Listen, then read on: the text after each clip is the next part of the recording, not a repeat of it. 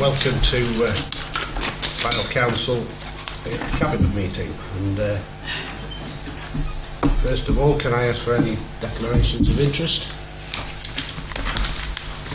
There are none. Urgent items? There's no urgent items this evening, Chairman. Thank you. And the only item for discussion this evening is the medium-term financial strategy update, which commences at page 3 through to 64. And can I ask Mr. O'Donoghue, please?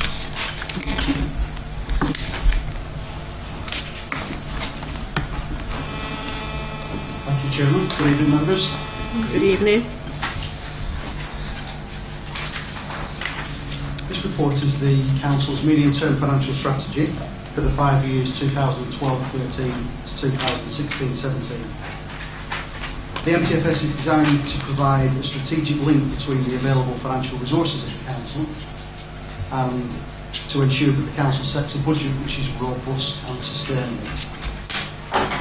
The report details the estimated financial resources available to the Council and identifies how these can be utilised to support the Council's achievement of the priorities. Significantly also, the report sets out the key financial risks facing the Council, for both revenue and capital. If I may briefly just take Cabinet through the key summary highlights within the report. Yes, please. Section 8 of the report, on page 16 of the agenda papers, sets out a summary of the medium-term financial strategy and the key influences within this particular report.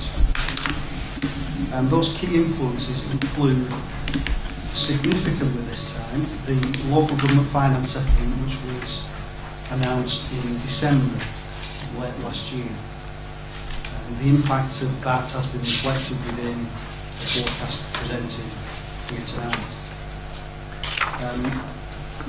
That has had an impact on the spending plans for the Council, and that is also reflected within the report, along with the intention from the Council to take advantage of the Council Tax Freeze grant for 2013-14.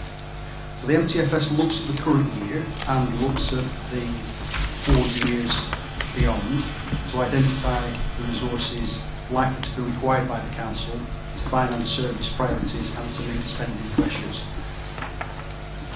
The way that the forecast is structured aims to ensure the sustainability of the Council's budget, to facilitate proactive strategic management of the budget, to ensure that investment in services and disinvestments flow from the Council's corporate priorities and service planning frameworks.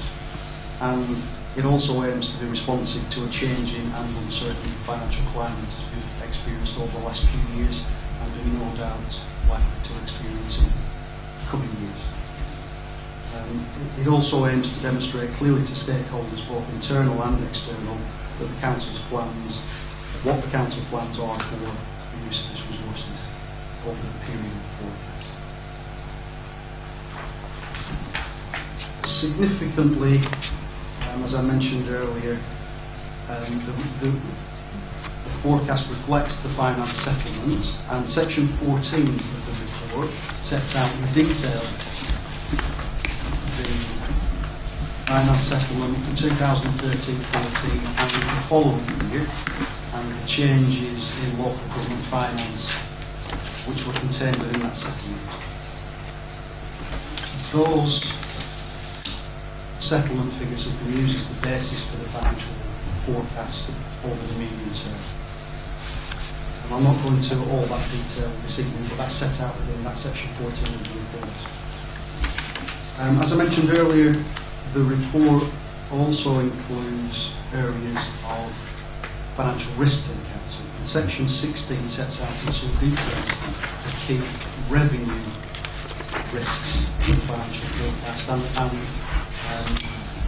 categorises those between high level, medium level and low level risks.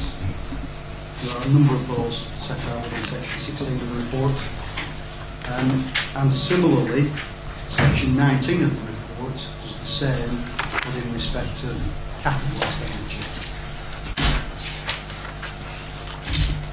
If I may then just take Cabinet to the summary revenue financial position, which is set out on Appendix E on page 52 of your agenda.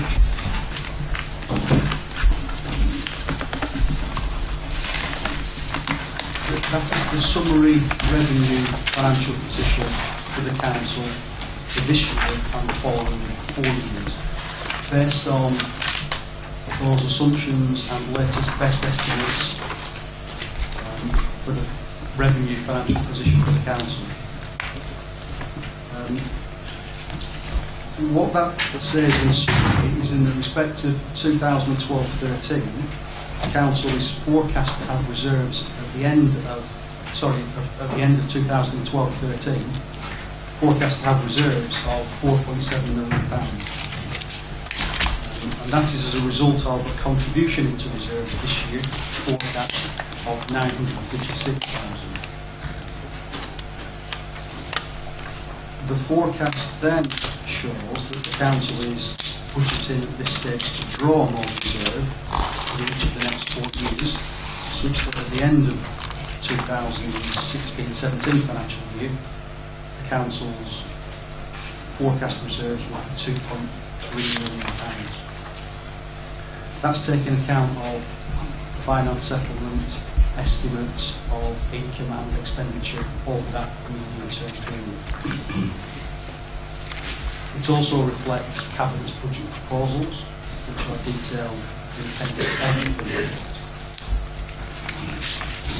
That essentially sets out how the report works and summarises the financial position of the Council, including all those Cabinet proposals.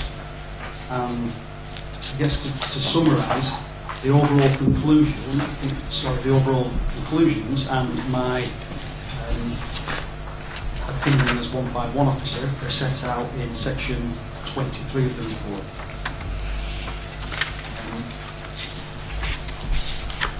I highlight the fact that over the last few years the Council has delivered significant savings and efficiencies, which have seen general fund reserves grow to a level, as we've just seen, 4.7 million, which allows the Council to deal with future challenges and pressures in a planned and effective way.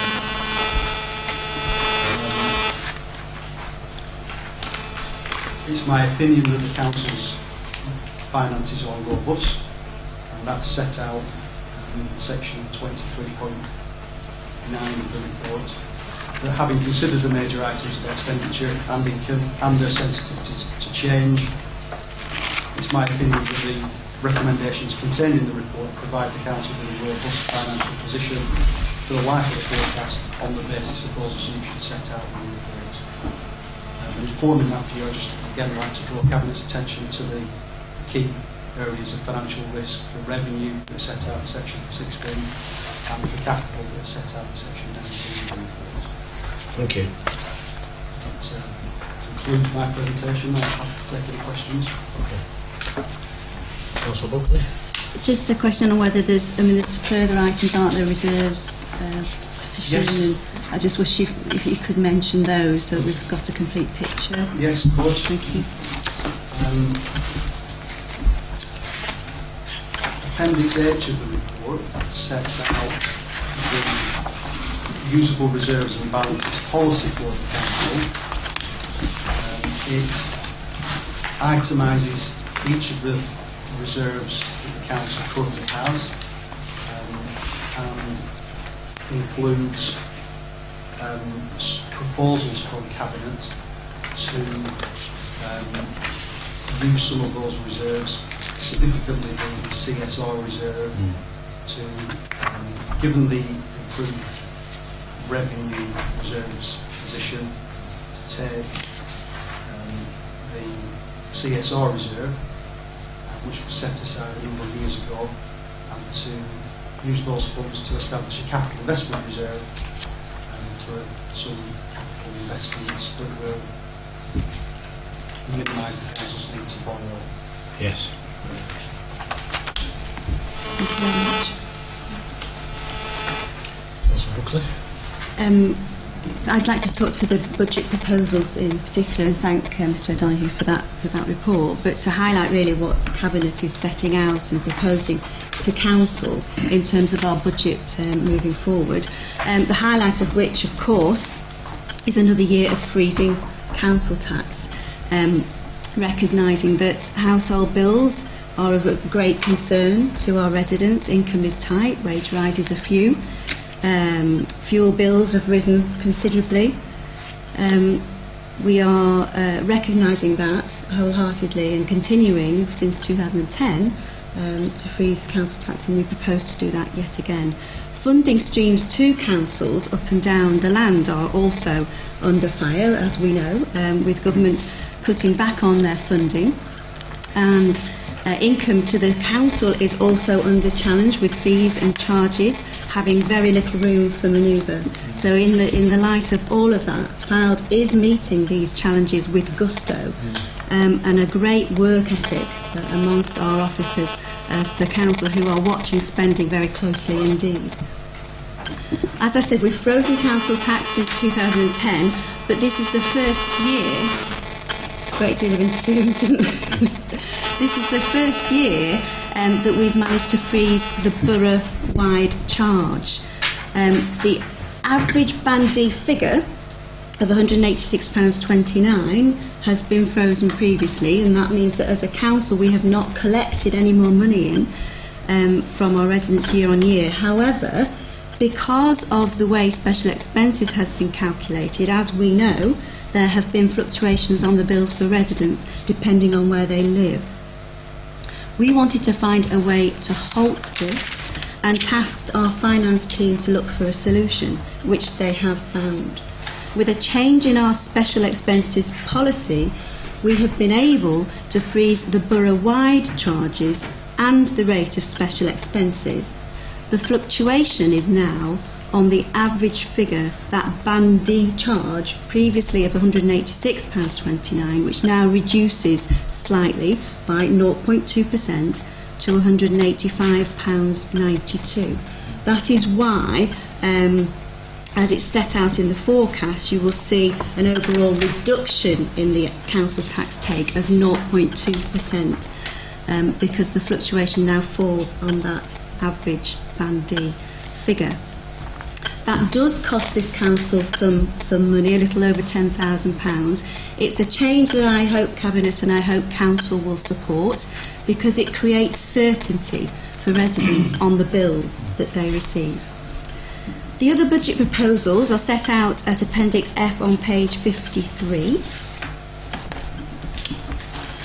And they are namely to continue and increase support to the Citizens Advice Bureau. The amounts there are set out for you.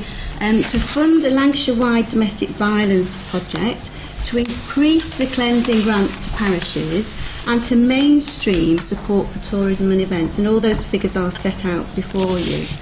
In terms of capital expenditure, as we've heard, Cabinet proposes that there are some additions to the capital programme, and to be funded from the reserve that Mr Donoghue mentioned.